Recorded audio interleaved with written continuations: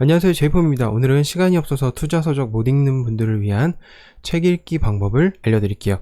독서 진짜 중요하잖아요. 투자에 있어서 독서가 얼마나 중요한 부분을 차지하고 있는지 강조해도 지나치지 않는 것 같아요. 근데 요즘에 되게 바쁘잖아요, 여러분. 매일매일 전쟁인 삶 속에서 책을 읽는 시간조차 힘든 것이 사실입니다.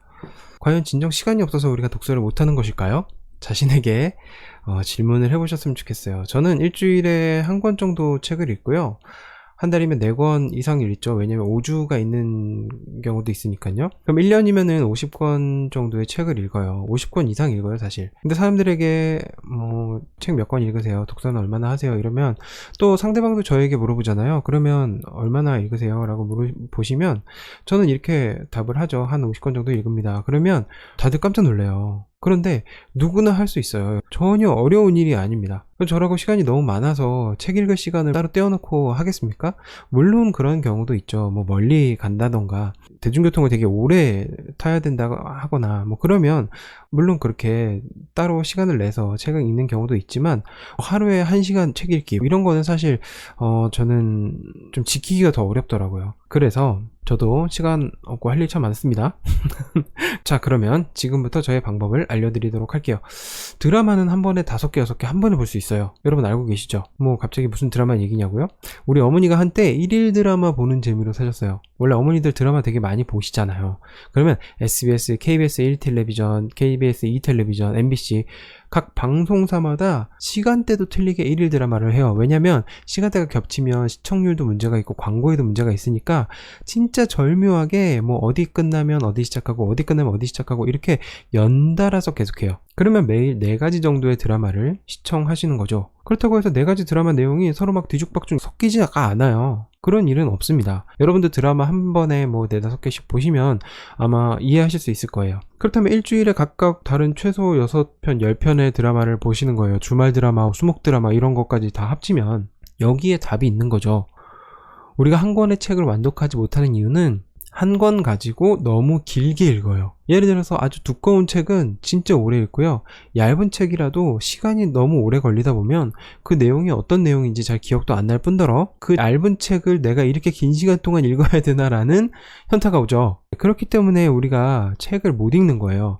책도 드라마하고 마찬가지로 한 번에 4-5권 동시에 읽을 수 있어요. 한 권만 꼭 읽어야 되는 거 아닙니다.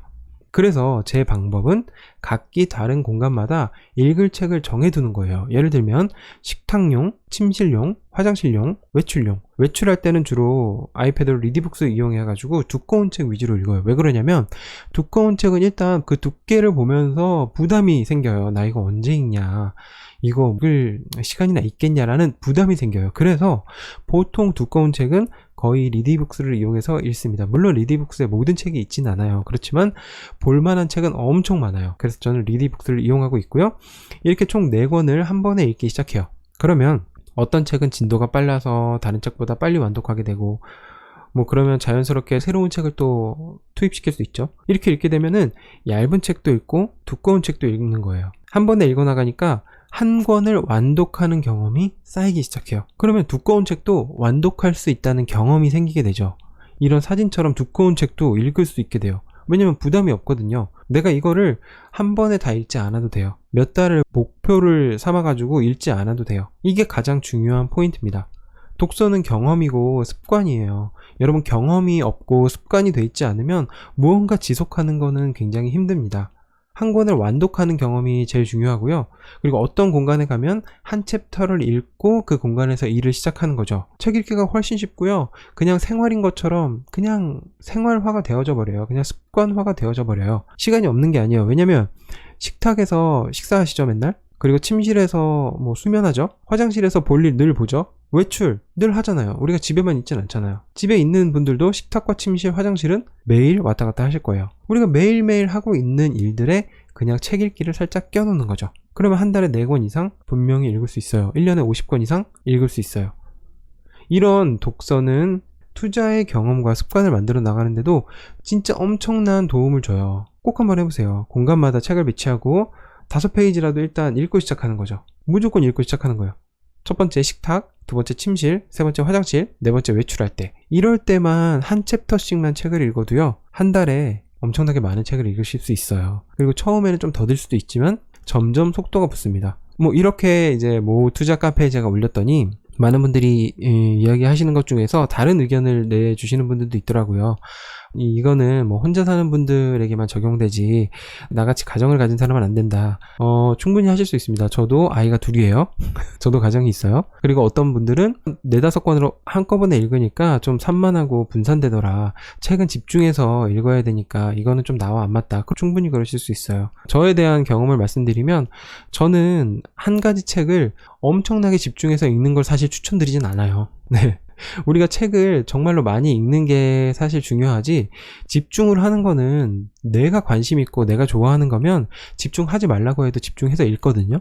그렇게 되는 거예요. 모든 책을 집중해서 읽는다고 해서 내가 1000권, 2000권을 읽은 책이 모두 다 생각나진 않잖아요. 모두 다 기억나진 않잖아요. 그러면 우리가 읽었던 책 중에서 인상 깊었던 것들을 메모해 놓고 저장해 놓고 그것들을 나중에 한 번씩 들춰볼 수만 있다면 그거는 굉장히 좋은 인사이트가 된다고 생각하거든요. 그리고 한 분은 어떤 얘기 해주셨냐면 화장실에서 이렇게 오래 보면 치질 생긴다고. 맞아요. 치질 걸려요. 진짜로 화장실에 오래 계시면 안 돼요. 책을 읽기 위해서 화장실에 가시면 안 됩니다. 화장실에 가셨을 때 책을 읽으셔야지, 책을 읽기 위해서 화장실 가시는 거는 무리가 있죠. 네, 그런 의견들도 있었고요. 그리고 대체로 많은 분들이 되게 신박한 방법이다, 나도 한번 해보고 싶다라고 이야기를 해주셨어요. 이렇게 한번 우리 같이 책을 읽어보는 건 어떨까요? 같이 한번 독서를 시작해보는 건 어떨까요? 독서를 시작하신 분들은 이 밑에 댓글로 저 시작했어요, 저 한번 해볼게요, 이런 좀 의견을 남겨주시면 제가 조금 더 힘이 될 것 같습니다. 오늘 내용도 도움이 되셨다면 구독과 좋아요 꼭 부탁드리고요. 지금까지 제이폼이었습니다. 고맙습니다.